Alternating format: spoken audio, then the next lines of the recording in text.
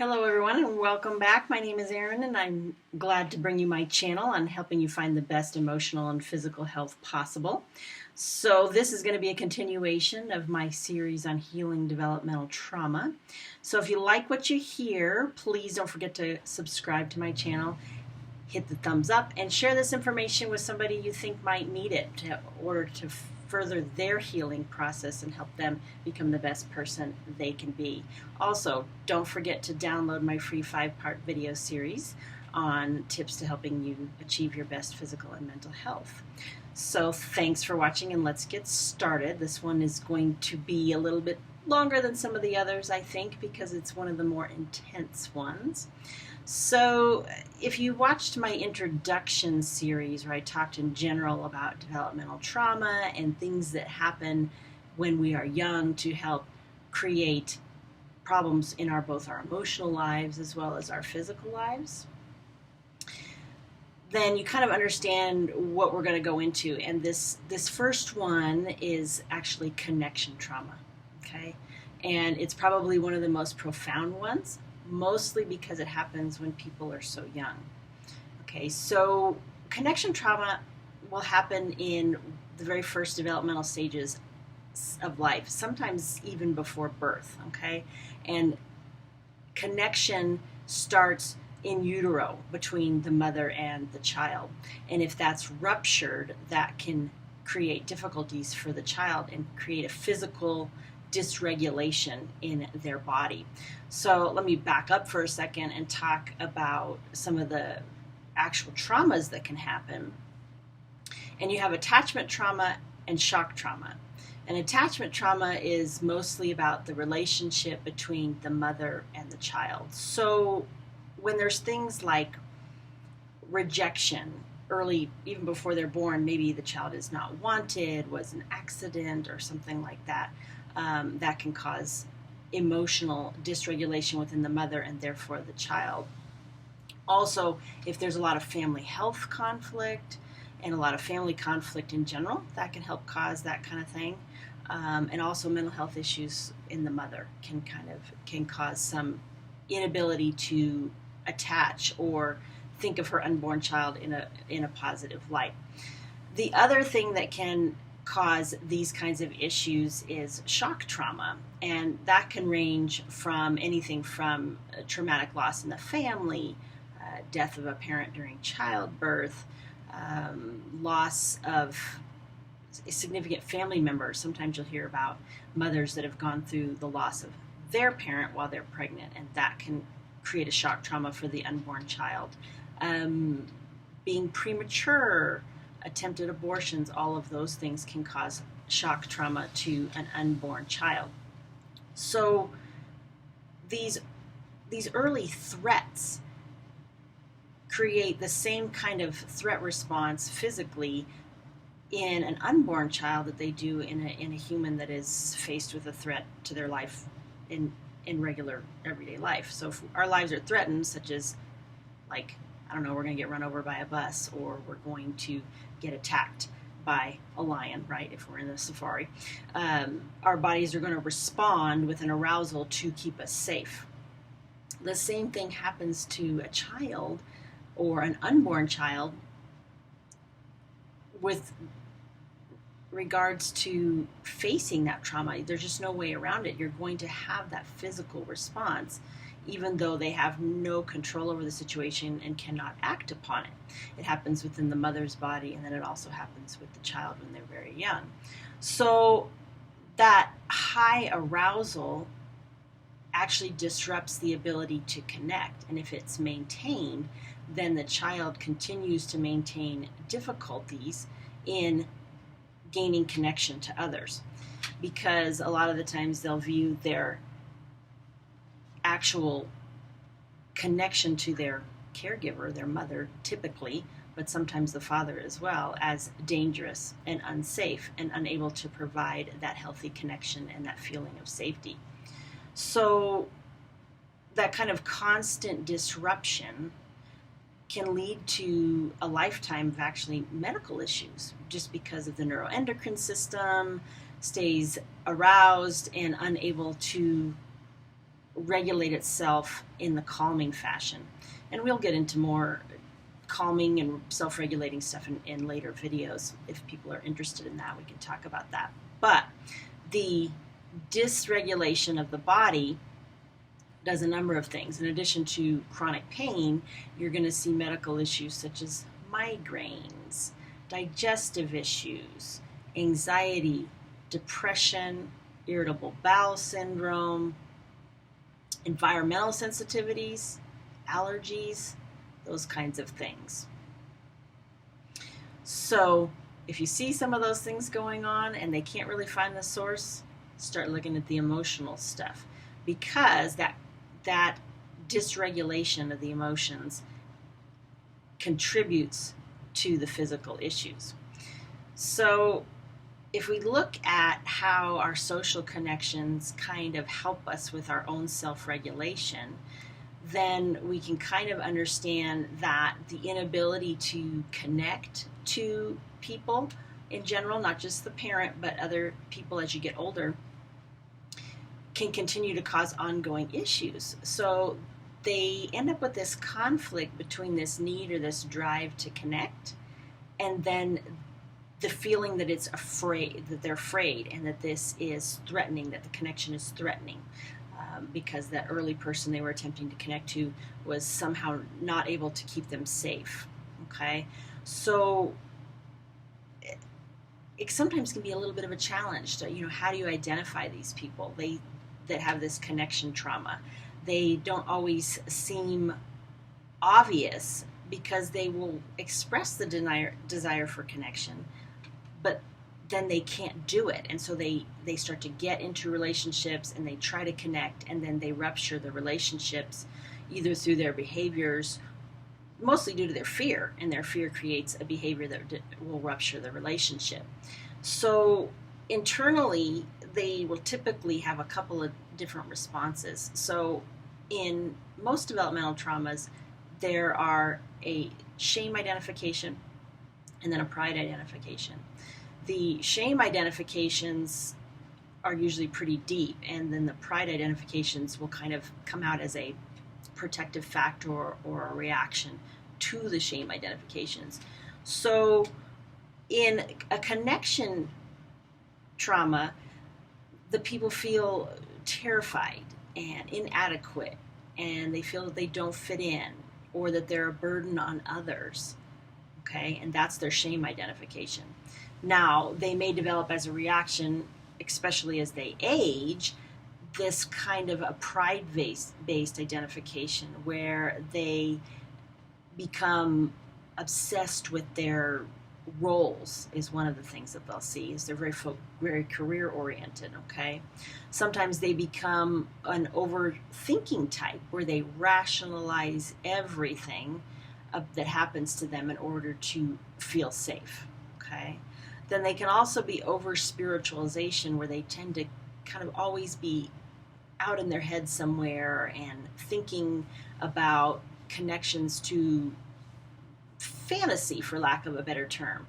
But those are the ones that will be overly focused on their spirituality and how they connect to this otherworldly being, whatever their higher power is. And animals, a lot of times they'll connect really easily to animals because animals are much more safe to connect to often than humans. So some of the things you might see in people that struggle with connection are they tend to be fiercely independent, okay? And they don't want to need anybody because they feel this shame or fear at needing someone because that has been withdrawn from them when they were much younger. They also will tend to easily withdraw from emotionally charged situations because their systems that are significantly aroused in general can't handle the extra arousal. So they will rationalize and get away from emotional situations. And they don't deal well with others that tend to have sometimes emotions. So they are not very emotionally supportive a lot of the times of others. So that's another clue. They will both feel needing to connect, but then feel needing to be alone. So they will tend to what we call do like this approach avoidance behavior where they go to connect and then they withdraw from someone that they're trying to connect to, and then they will go to connect and then they get scared and they withdraw. So the person that they're trying to connect to will feel that kind of back and forth pull, which can feel a little bit like an emotional roller coaster when you're trying to work with one of these people. And not just in a therapeutic sense, but any type of relationship, a family relationship, a love relationship, friendship, those kinds of things. They also tend to really try to connect intellectually and not emotionally. They may talk about emotions sometimes, but they don't really feel them or connect to them. Okay? So they do that because they fear their own impulses. A lot of the times they'll fear anger, because anger is a overlying emotion where there's something underneath that they don't want to or can't see or address yet.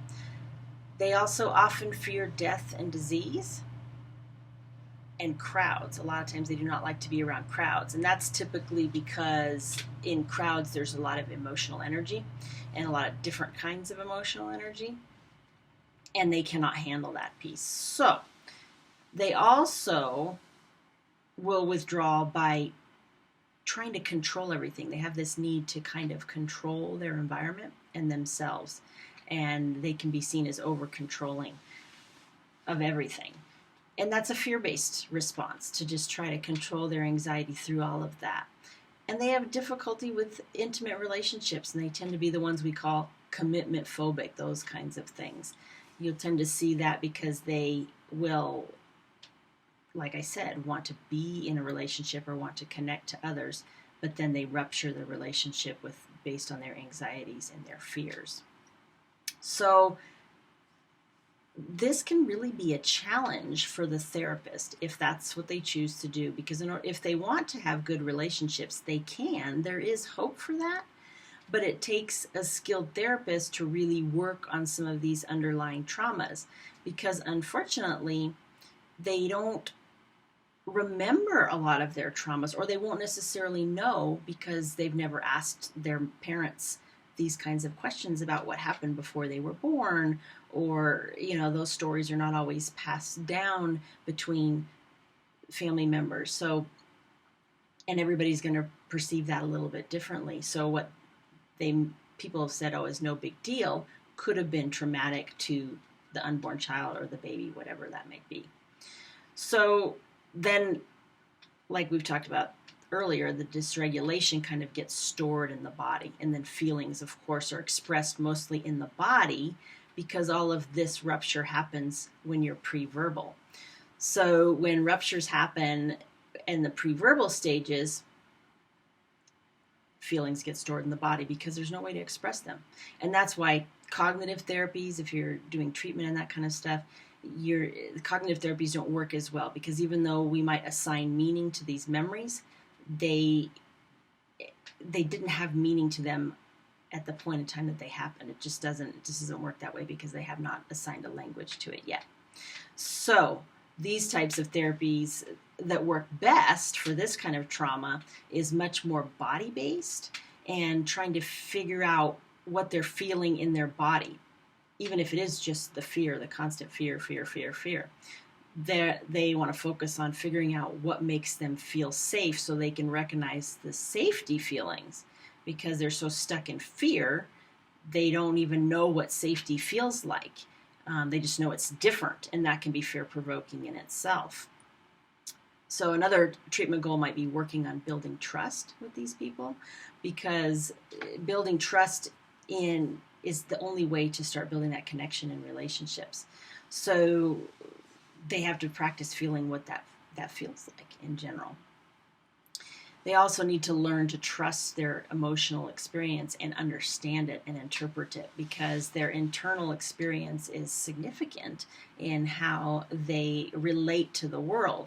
But a lot of the times they don't know what's going on internally, and the anxiety or the fear is the only thing that's there, and it overrides the other things that they maybe need to kind of identify a little bit. One of the other things that are really important is improving self-regulation. And that can be done through a lot of techniques that most therapists work with quite regularly.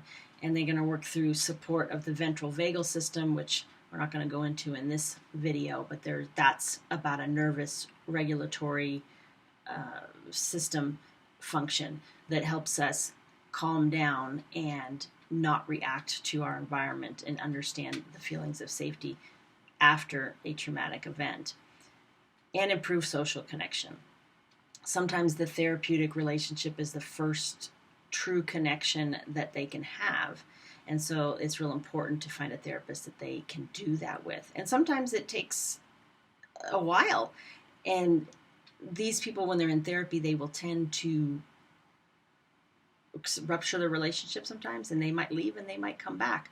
They have to be really ready to feel uncomfortable, because therapy is not always easy, and growth is not easy. Change is never easy. So if they want to really change the way their life is and not feel the way they feel, they have to be ready for the unknown and to feel something completely different. Another therapeutic goal might be to kind of work on this integration of anger and understanding the underlying emotions to anger, the fear, sadness, hurt, and vulnerability. Those kinds of things need to be addressed, because a lot of times those people will have really internal expressions of anger where they are hard on themselves, or they might have external expressions of angers where they are difficult with other people. So those kinds of things need to be addressed and integrated. Another thing that you can do is work on what we call a somatic therapy, or a treatment that really works on the body and feeling the body and identifying just different sensations in the body. We tend to ignore our bodies for safety's sake, because we have so many issues with, pain as we age, and, you might have some other little feeling and you're like, okay, well, I can't deal with that right now. I need to do this. And in today's world where everything is so hustle and bustle, that it's very easy to disconnect from our bodies and not really understand how they feel, which is why sometimes you can focus on some of the medical issues like the IBS or the stomach issues, because a lot of that is related to anxiety. So the best therapies for connection trauma are EMDR, which is eye movement desensitization and reprocessing, which we could go into whole different episodes about that, but it tries to work on all levels: the emotional level, the cognitive level, and the somatic stuff, the body stuff. But it can really focus on the body for early trauma, because, like I said, the person may not feel or remember the trauma, so they must work on the body sensation that's related to the trauma. And also a lot of mindfulness is important, because taking the time to stop and feel who you really are and what's going on with your internal states takes practice. I know for myself, it was easy to disconnect from my body and not continue to pay attention to that, and kind of like, oh, that's just nothing. So it's taken some practice to sit down and go, okay, what is that? Where am I feeling it in my body, and what does it mean? What does it mean to me? As people always tell me, I always want to know why. I'm a big why person, so I'm not always going to know why, right? So, and why this thing developed, I have to learn to let go of that and not always be going, okay, why did this happen, and how can I change it? Because again, that's a control thing. So then I have to figure out, okay, what am I feeling in my body, and what can I do to just kind of let it sit with it and be with it until it digests itself, if you want to talk about it in Chinese medicine terms, but just actually processes through and is released. Cognitive therapies don't work as well with this type of trauma, like I said earlier, because, like I said, there's no verbal connection at this stage. Okay, so we've taken a lot of information, put it out there. This, like I said, this was a little bit of a long one. I don't want to drag it on any more than I have to, but feel free to ask questions, because I want to be able to help you and maybe find some stuff we can expand on if we need to talk about it a little bit more. That's okay too. So if you like what you heard, please don't forget to subscribe and hit the like button, and share this with somebody you think you might need it. Hopefully it will help them have some hope and they can go into therapy if they are one of these people with connection traumas. If you're a therapist that's working on this, hopefully this will give you some inspiration to do something different and identify some of the connection traumas that you may not have seen in your patients in the past. So thank you for listening, and hopefully I will see you next time.